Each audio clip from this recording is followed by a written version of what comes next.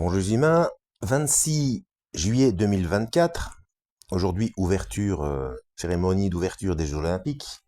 Je suis curieux de voir ce que ça va donner. Dans la playlist Les athées ont-ils raison? Les athées ont-ils raison numéro 13. Mais d'abord je voudrais rajouter quelque chose que je n'avais pas dit lors du dernier épisode. Non, justement dans le numéro 13, cette fois-ci c'est le numéro 14, excusez-moi. Donc concernant Anthony Flew, ce qu'il a dit,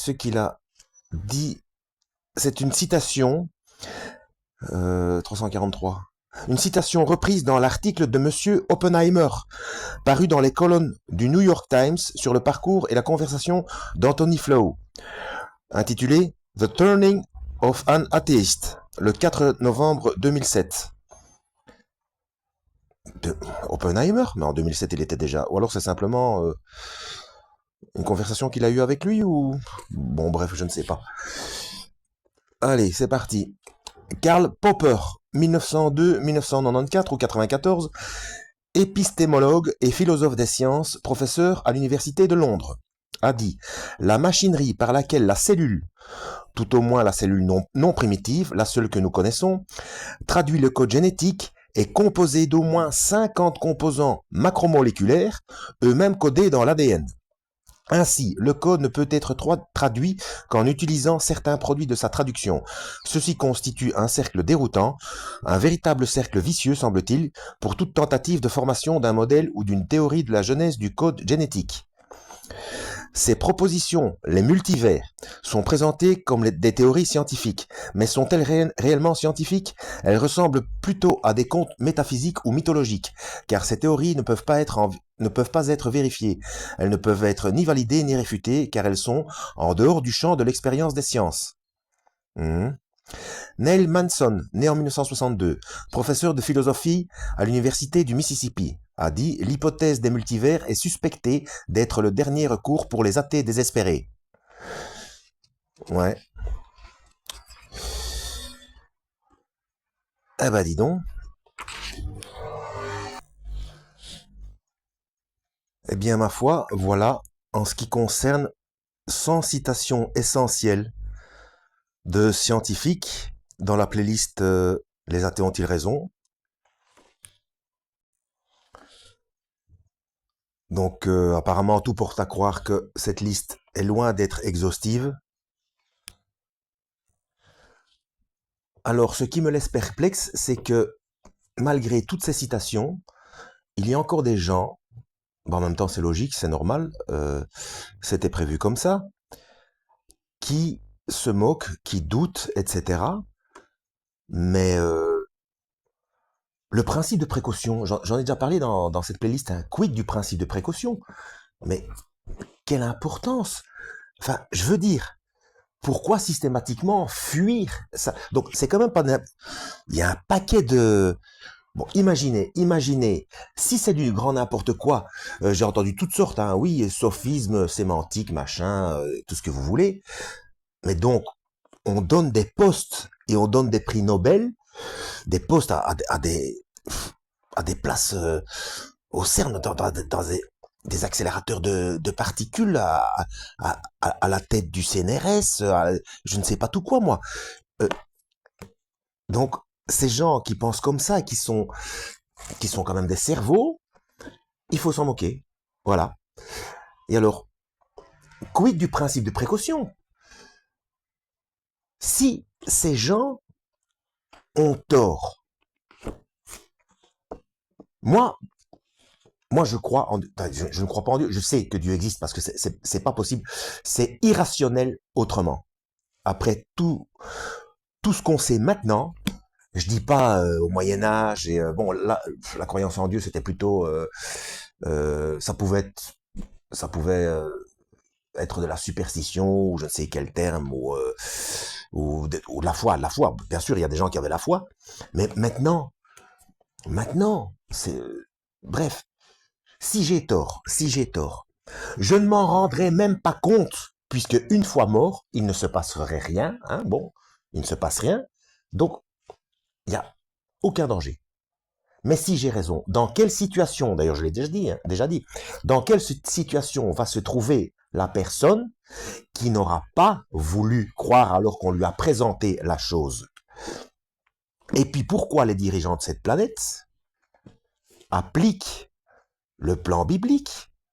C'est quand même dingue cette histoire. Et pourquoi est-ce il faut l'étudier, bien entendu. Je ne dis pas une chose comme ça. Il faut aller creuser.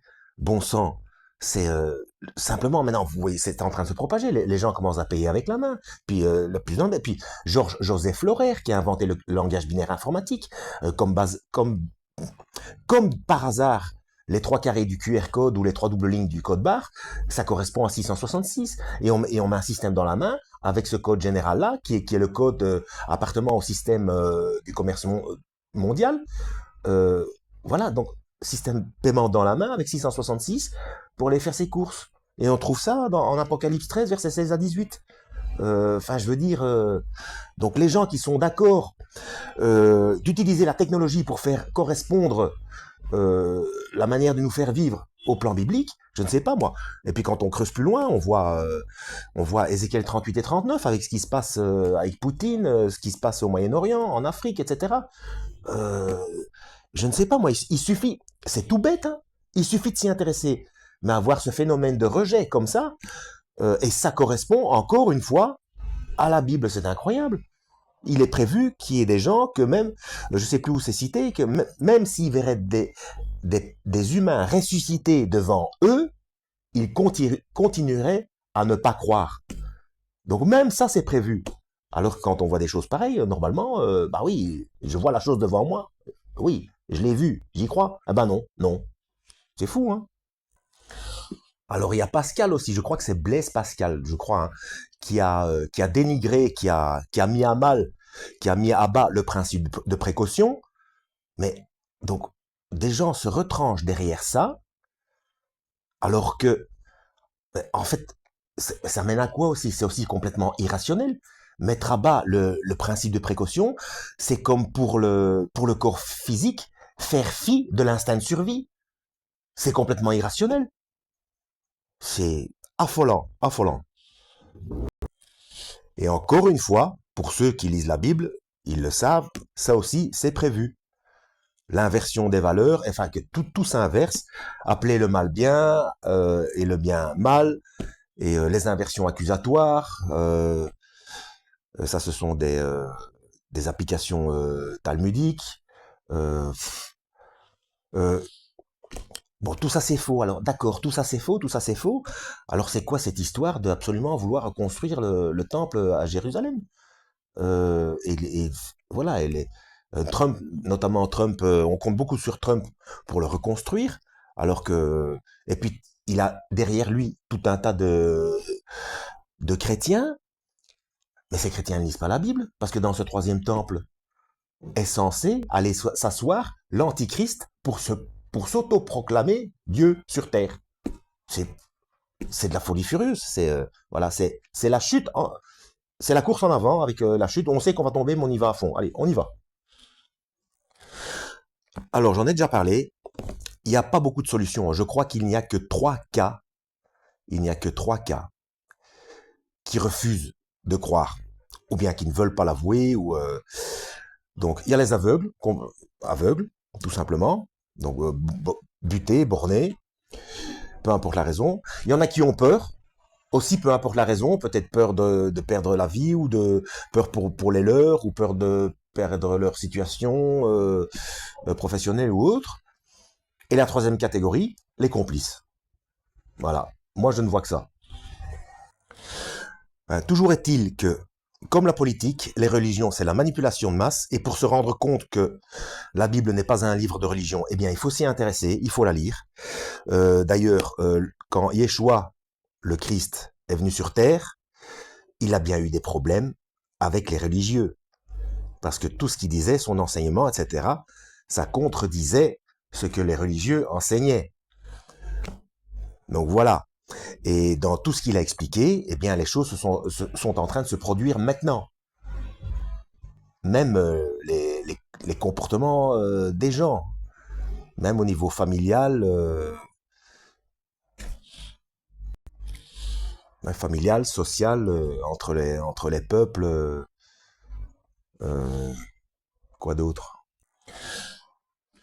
Bref, des scientifiques connus et reconnus ont fait des recherches, ont constaté des choses et on continue à dénigrer leurs réflexions et les résultats de leur analyse et de leurs recherches. Moi, je comprends pas. Je comprends pas. Franchement, parfois c'est déprimant. Bon, il y a des gens, je crois que même s'ils avaient un QI à 4 chiffres, ça n'irait pas. Bon, en espérant avoir été utile, je verrai ce que je mettrai par la suite dans la playlist Les athées ont-ils raison. Sinon, allez voir mes autres playlists, hein, j'ai tout un tas de sujets différents, hein. Voilà, que Dieu vous guide.